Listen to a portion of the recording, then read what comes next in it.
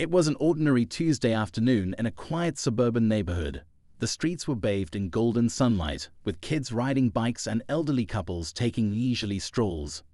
The air carried a sense of calm, the kind of serenity that made people feel like nothing bad could happen here. But beneath that surface, hidden in plain sight, was the lingering tension that simmered in the hearts of many who lived there. Officer Dale Carter, a patrol cop known for his stern demeanor, cruised down the road in his squad car. Dale wasn't the friendliest officer in town. In fact, he had a reputation for being quick to judge and slow to listen, especially when it came to people who didn't look like him. He had been on the force for over a decade, but somewhere along the line, the badge he wore became more of a shield for his biases than a symbol of justice. As he drove, something caught his eye. A sleek, black SUV parked just slightly outside the white lines of a parking space near a small grocery store. To most, it would have been an insignificant sight, not worth a second glance. But to Dale, it was enough to make his pulse quicken. He pulled his car over, stepping out with the calculated authority he often used to mask his own insecurities. Standing next to the SUV was a tall, elegant woman, likely in her 60s, dressed casually yet with an undeniable air of dignity. Her skin gleamed under the sun, her posture proud and unyielding. She was placing groceries into the back of her car, humming softly to herself, unaware of the storm that was about to descend on her peaceful afternoon. "Ma'am," Dale barked as he approached, his voice sharp and commanding. The woman turned, startled at first, but quickly composed herself. She offered a polite smile, one that carried a lifetime of grace and patience. "Yes, officer," she replied, her tone calm and steady. "You're parked improperly," he said, gesturing toward the tires barely touching the parking line. She glanced at the tires and then back at him, her brow furrowing slightly. "I'm sorry, officer. I didn't realize. I'll adjust it right away." But Dale wasn't satisfied. There was something about her composure, her unshaken confidence, that seemed to irritate him. Instead of letting her fix the minor issue, he began questioning her. "What are you doing here? Do you live in this neighborhood?" The woman raised an eyebrow, clearly taken aback by the unnecessary interrogation. "I was just picking up groceries." "Is there a problem with that?" she asked, her voice still even, though a hint of annoyance had crept in. Dale's eyes narrowed. "I need to see some ID," he said, folding his arms across his chest. She hesitated, not out of guilt, but out of frustration. "Officer, I've done nothing wrong. I'm simply parked here, running errands like anyone else. Why do you need my ID?" Her refusal to immediately comply seemed to ignite something in Dale. He stepped closer, his voice growing harsher. "Ma'am, if you don't provide identification, I'll have no choice but to detain you for failure to comply with a lawful order." The woman sighed deeply, reaching into her purse to retrieve her ID. She handed it over, her expression calm but weary. "Here, I hope this satisfies whatever concern you have." Dale glanced at the ID, but instead of de-escalating the situation, he seemed to dig his heels in further. "Step away from the vehicle," he ordered. "What? Why?" she asked, her voice tinged with disbelief. "I'm taking you in for obstructing justice," he declared, pulling out his handcuffs. "Obstructing justice," she repeated, incredulous. "Officer, this is absurd. I've done nothing wrong." Her protests fell on deaf ears as Dale moved to cuff her, ignoring the growing crowd of bystanders gathering nearby, their phones out, recording every second of the unfolding incident. The woman didn't resist, but as the cold steel of the cuffs snapped around her wrists, she looked him straight in the eye and said something that made him pause, if only for a split second. "You're making a big mistake, Officer Carter. A very big mistake." Dale smirked, brushing off her warning as nothing more than empty words. He had no idea who she was or the ripple effect his actions would soon unleash. As he led her to his squad car, whispers spread among the onlookers. "Isn't that?" one man muttered, nudging his friend. "No way," the friend replied, his eyes wide. "Do you know who her son is?" But Dale didn't hear them. He was too busy basking in his own authority, too blinded by his assumptions, to realize that the woman he had just arrested wasn't just anybody. She was Lucille O'Neill, and when her son, the legendary Shaquille O'Neal, heard about this, the entire world would hear about it too. The squad car's doors slammed shut, trapping an unnatural silence within its confines.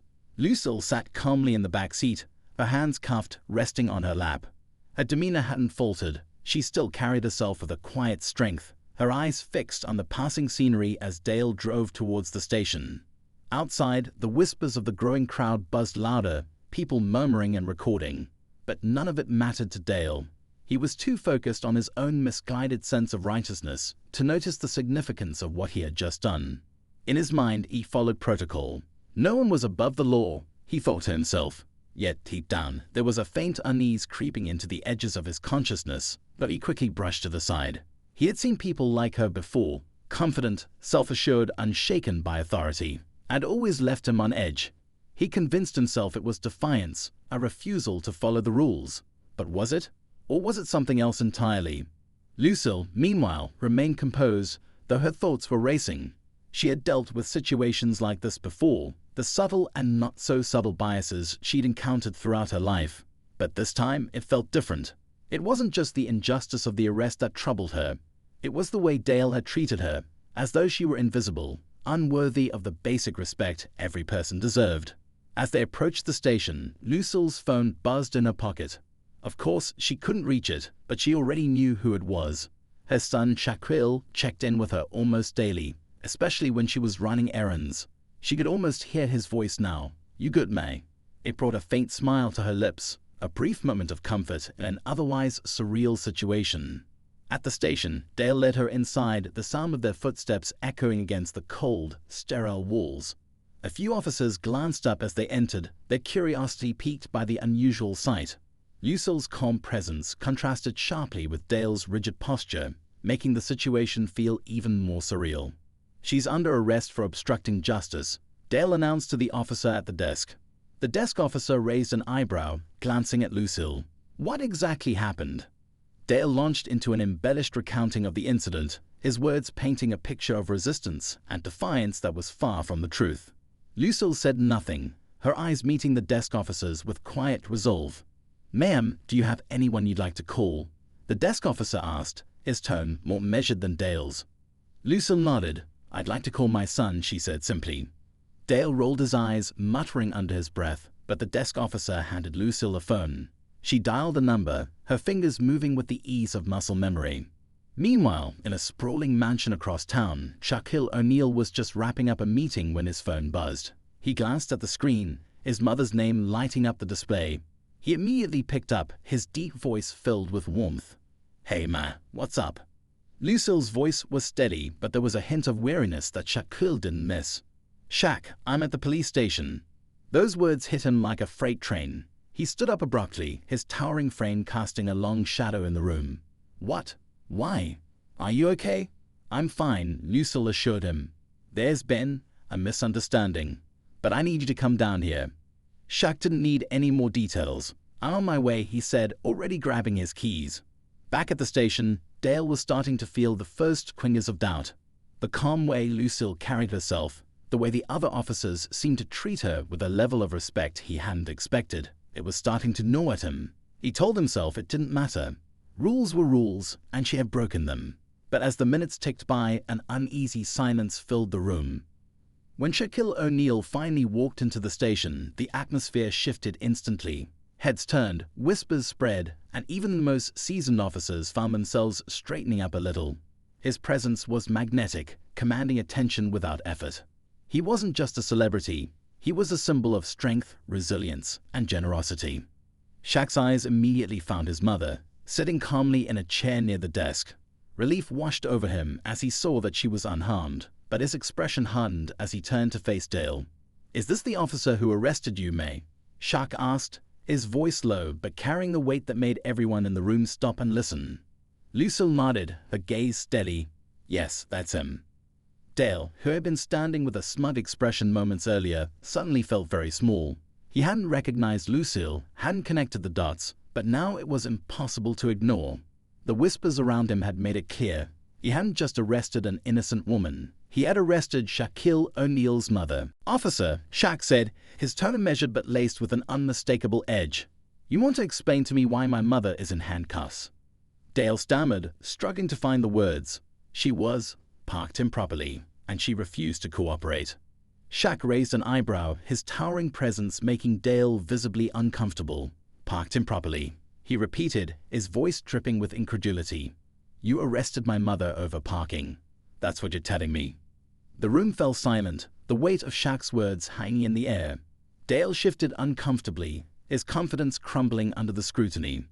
Lucille, ever the peacemaker, placed a hand on Shaq's arm. "Let's not make a scene, son," she said softly. But Shaq wasn't letting it go that easily. He turned back to Dale, his voice firm but controlled. "You need to understand something. My mother raised me to respect people, to treat everyone with kindness, no matter who they are. But she also taught me to stand up for what's right.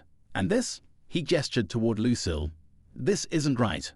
The other officers in the room exchanged uneasy glances, their respect for Shaq evident in their expressions. Even the desk officer, who had remained professional throughout, seemed to silently agree. Dale opened his mouth to respond, but before he could say anything, Lucille spoke up. "I think the situation has gone far enough. Officer, I'd like to be released now." A calm authority left no room for argument. The desk officer nodded, motioning for another officer to remove the cuffs. Dale stood frozen, his mind racing as he tried to process what had just happened. As Lucille rubbed her wrists, Shaq turned to her, his expression softening. "You okay, ma?" She nodded, offering a small smile. "I'm fine, Shaquille. Let's just go home." But even as they walked out of the station, the weight of what had happened lingered in the air. Dale's actions had set off a chain of events that he couldn't begin to comprehend. This wasn't just about a wrongful arrest. It was about something bigger, something that would force the town, and Dale himself, to confront the biases and injustices that had gone unchecked for far too long. And as the door closed behind them, the officers left in the station couldn't shake the feeling that this was only the beginning. As Shaq and Lucille stepped out of the station into the cool evening air, the crowd that had gathered outside surged forward, their murmurs escalating into a roar. People recognized Shaquille O'Neal immediately, and the sight of him standing protectively next to his mother sent a ripple through the onlookers. Cameras clicked, voices shouted questions, and phones recorded every moment.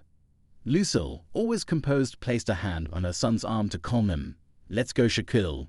We don't need to make this any bigger than it already is." But it was already too late. Someone in the crowd shouted, "Hey, that's Shaq's mum. What happened?" The buzz grew louder and speculation filled the air. Shaq guided Lucille to the car, his jaw tight, the weight of the moment settling heavily on his shoulders. Back inside the station, Dale stood rooted to the spot, his mind swirling with thoughts he couldn't fully grasp. He could still hear the muffled commotion from outside, and it only deepened his unease. What he'd done hadn't just been a lapse in judgment. It was a glaring mistake, and now it was unfolding before the entire community. Other officers shot him glances, some disapproving, others filled with pity. Dale felt a wave of defensiveness rise within him. He had just been doing his job, hadn't he? But as the night dragged on, doubts crept in, unwelcome and insistent. He replayed the events in his mind. Lucille's calmness, her quiet dignity, and the way the other officers had responded to her. It was as if they knew something he didn't. Was it just her connection to Shaquille O'Neal? Or was it something more? Meanwhile, Shaq drove Lucille home in silence, his hands gripping the steering wheel tightly. Every so often, he glanced over at his mother, who seemed lost in thought. She didn't look angry, she rarely did, but there was a weight in her eyes that he hadn't seen in a long time. "You okay, ma?" he finally asked, his voice soft. Lucille turned to him and gave a small nod. "I'm fine, Shaquille, just tired." But Shaq wasn't convinced. This shouldn't have happened. That cop had no right to treat you like that. Lucille sighed, her gaze shifting to the passing streetlights. "Shaquille, things like this happen all the time. I've learned to pick my battles. And trust me, this isn't the first time I've dealt with someone like him." Shaq frowned, his frustration bubbling to the surface. "That's exactly the problem, ma. It shouldn't be like this. You didn't do anything wrong." Lucille reached over and patted his hand. "I know, and that's why we handle it with grace. You can't change the world overnight, son, but you can show people the right way to act. That's how we make progress." Shaq nodded, though his heart still burned with anger. He wasn't sure how he could stay calm when the person he loved most in the world had been humiliated for no reason. The next morning, news of the incident had spread like wildfire. Social media was ablaze with posts and videos from witnesses, many of whom had recognized Lucille and shared their outrage.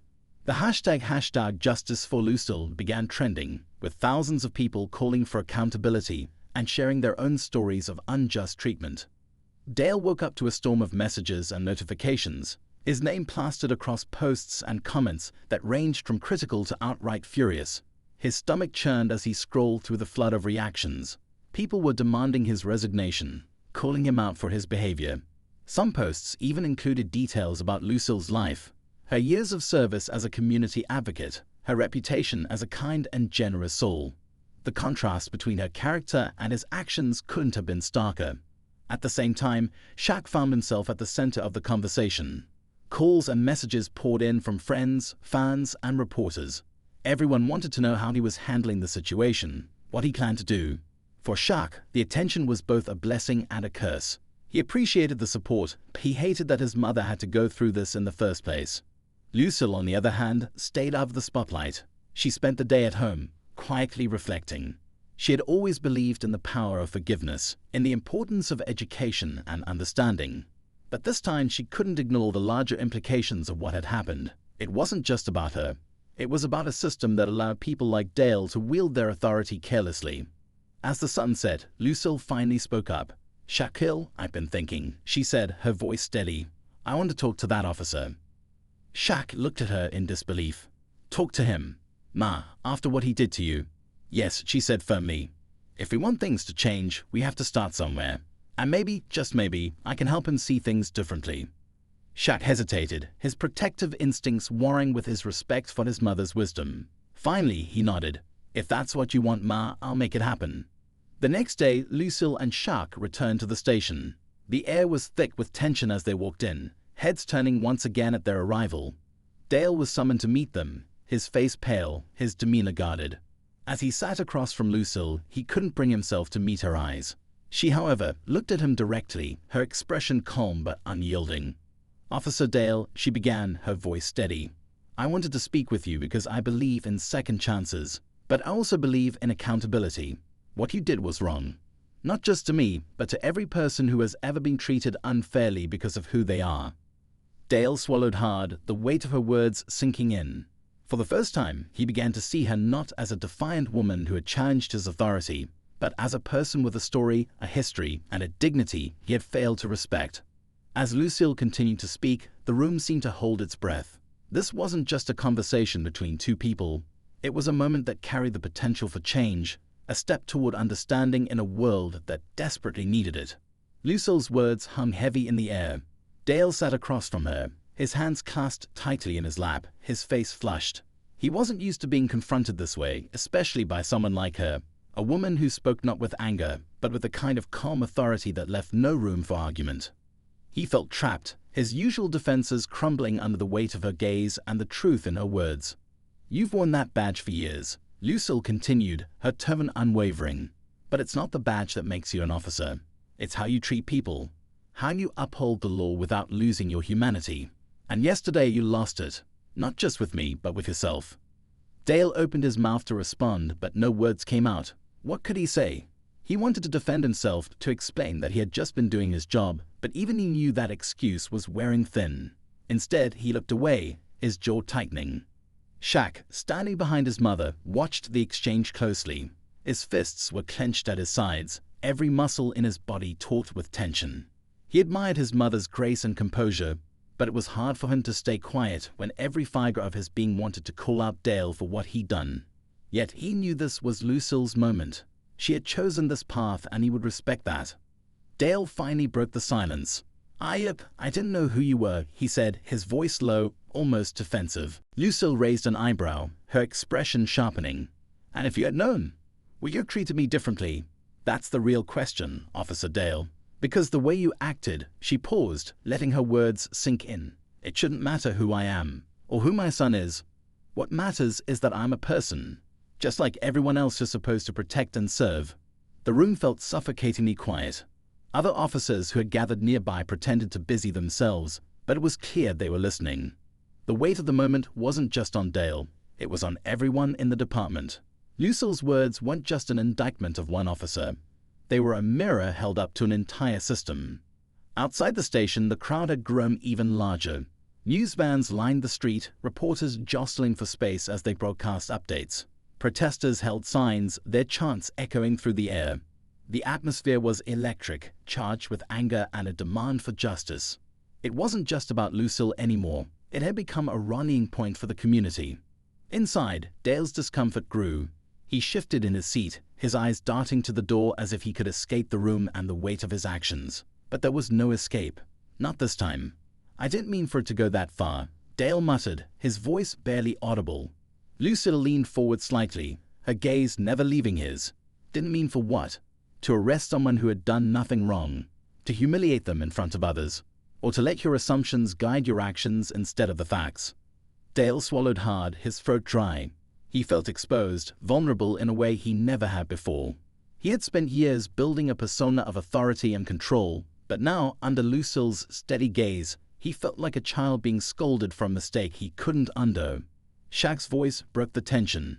"You don't get it, do you?" he said, stepping forward. His voice was calm, but there was an edge to it, a barely restrained anger that made everyone in the room pay attention. "This isn't just about my mom. This is about how people like you treat others every single day. You think just because you've got a badge you're untouchable, that you don't have to answer for your actions. Well, guess what? People are watching now, and they're not going to let this slide."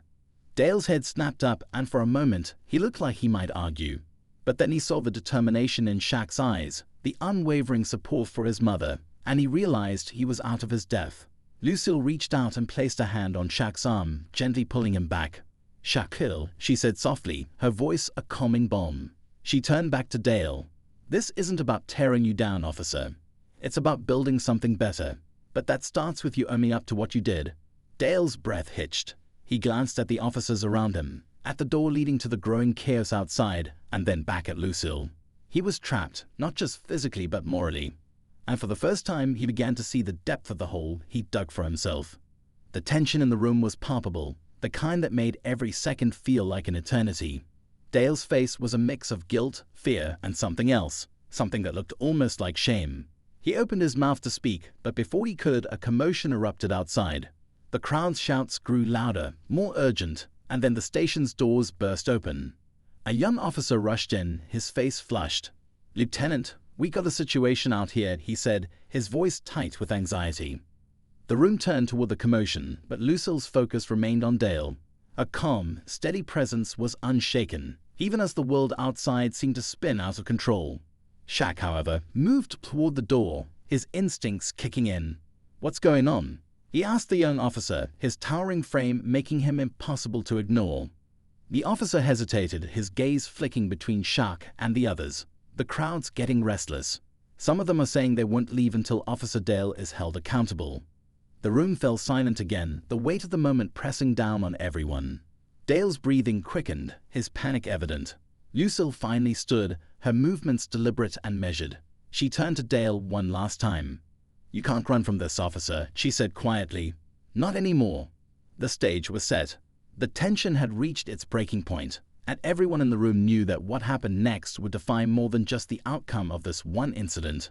It would set the tone for what kind of justice, if any, the community could expect. The question now was whether Dale would rise to the occasion, or crumble under the weight of his choices. The room felt like it was holding its breath, the weight of Lucille's words lingering long after she had spoken.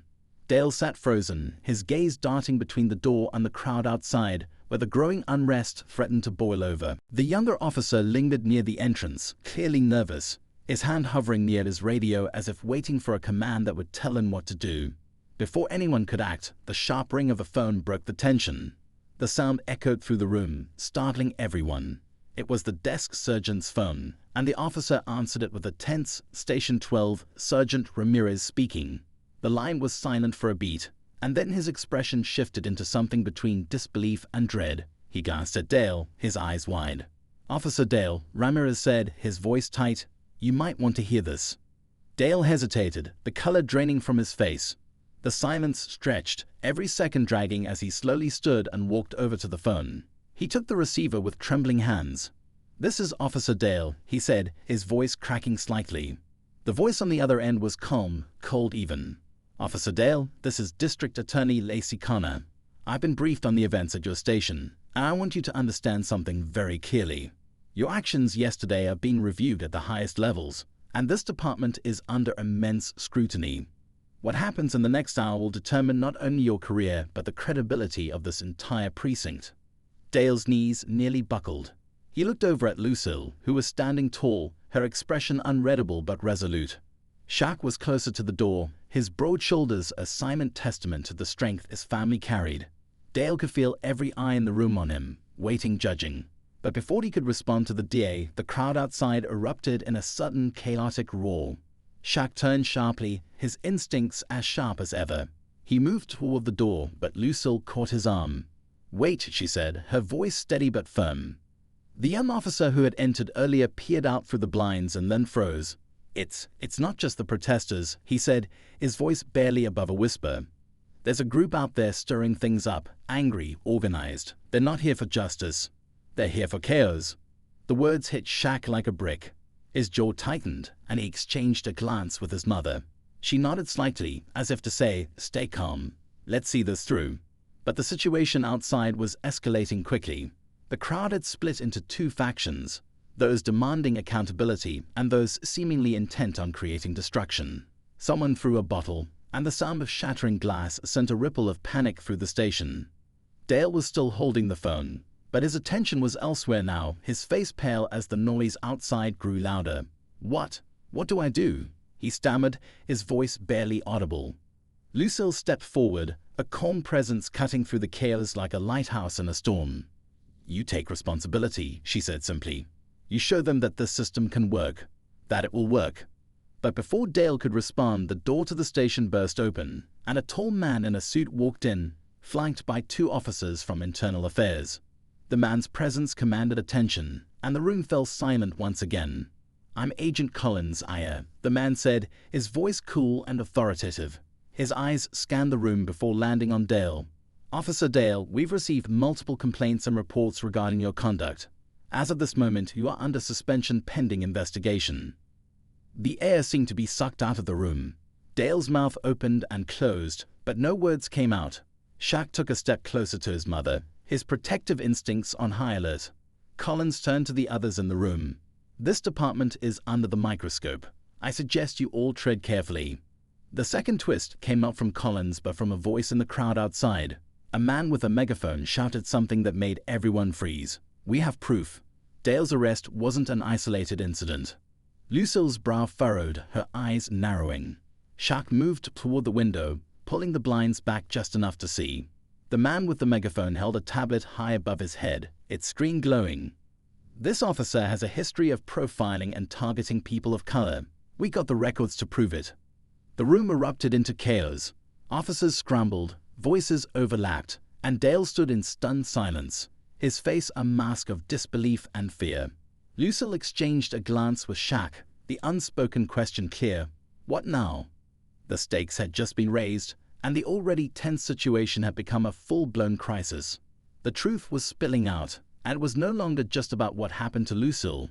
It was about exposing a pattern, a system that had let behavior like Dale's go unchecked. The question wasn't just whether justice would be served, but whether the department itself could survive the fallout.